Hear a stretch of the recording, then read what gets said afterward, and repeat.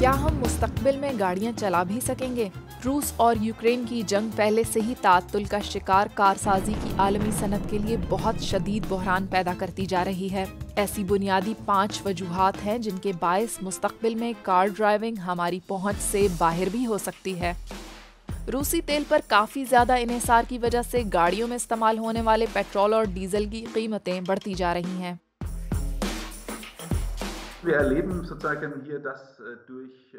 हम देख रहे हैं कि यूक्रेन जंग, रूस के साथ मसाइल और पाबंदियों के बायस गाड़ियों का इस्तेमाल मजीद महंगा हो जाएगा। इसलिए हमें अपनी आमदोरफ्त के महंगा हो जाने की तैयारी करना होगी।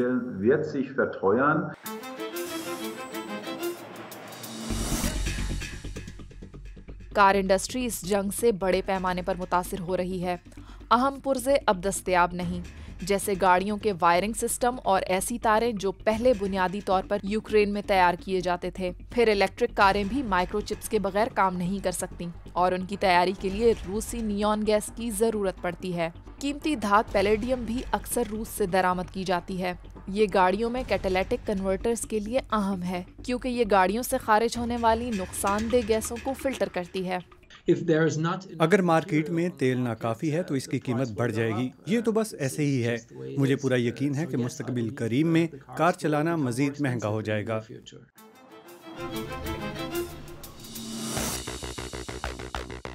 निकल की मिसाल लें तो जर्मनी निकल की अपनी मतलूबा मिकदार का 40% रूसी कानों से हासिल करता है।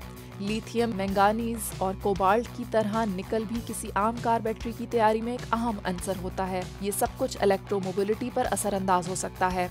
एक अंदाजे के मुताबिक जंग की वजह से इंटरनल कंबस्टन वाली गाड़ियों के लिए ईंधन की लागत में औसतन सालाना 700 यूरो का इजाफा होगा, जबकि बिजली की कीमतें सालाना सिर्फ 150 यूरो बढ़ेंगी। लेकिन निकल के मसले के बायस पेट्रोल या डीजल से चलने वाली गाड़ियों की कीमत में 700 यूरो का इजाफा मुतवक्के है। किसी इलेक्ट्रिक कार की कीमत में तकरीबन 2300 यूरो का इजाफा हो जाएगा। ये एक अलमिया है। ये वक्त दरअसल तेल और गैस पर इन्हिसार कम करने के लिए इलेक्ट्रोमोबिलिटी बढ़ाने का वक्त है। मिसाल के तौर पर रूस पर इन्हिसार में कमी के लिए, लेकिन ये अमल मुश्किल तर होता जा रहा है क्योंकि रूसी खाम माल पर इन्हिसार बहुत ज़्यादा है। अब इलेक्ट्रिक गाड़ियों की तैयारी भी महंगी हो जाएगी क्योंकि बहुत से खाम मवाद रूस से ही दरामद किए जाते हैं।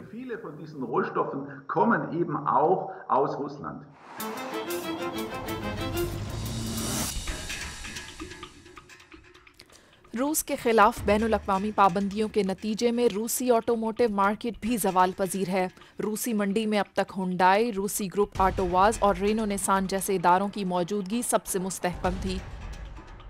फॉक्सवैगन का रूस में मार्केट शेयर 12% था, जबकि BMW और मर्सिडीज का हिस्सा सिर्फ 3% था। रेनो निसान इदारा रूसी मंडी में ज़वाल से सबसे ज़्यादा नुकसान उठा रहा है, जिसके नतीजे में पहले ऑर्डर्स मंसूख हुए और फिर पैदावार भी कम हो गई।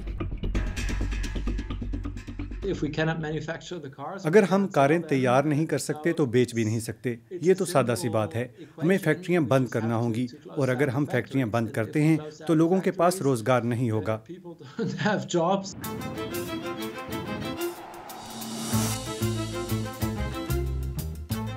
यूक्रेन की जंग के बायस अब गाड़ियों में सफर मुश्किल और महंगा हो जाएगा। कारों को समाजी हैसियत की अलामत समझने और महज शौक के लिए ड्राइविंग करने वालों दोनों को शदीद मसाइल का सामना होगा।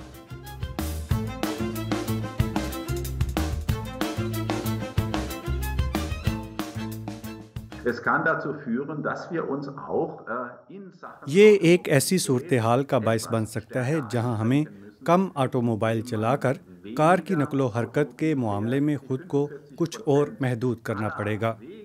कारों का 45% इस्तेमाल हम तफरीह और छुट्टियों के दौरों के लिए करते हैं, तो इसमें कमी लाते हुए कार का इस्तेमाल कम किया जा सकता है।